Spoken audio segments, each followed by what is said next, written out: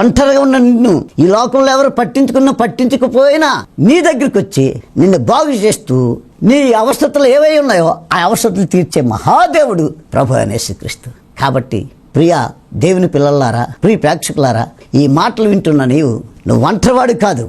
నువ్వు దేవుని వైపు చూచి దేవుణ్ణి అత్తుకుంటే నువ్వు ధన్యుడు అవుతావు.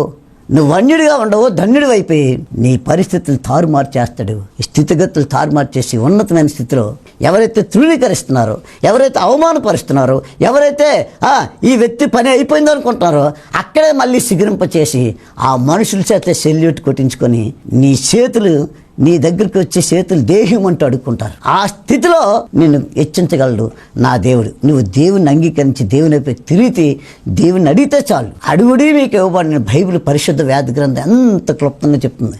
ఈ మాట ప్రపంచంలో ఏ వ్యక్తి కూడా అనలేదు, ఏ మనిషి కూడా అనలేడు. నువ్వు అడుగు నేను ఇస్తానని ఏ మనిషికి కూడా అనలేడు.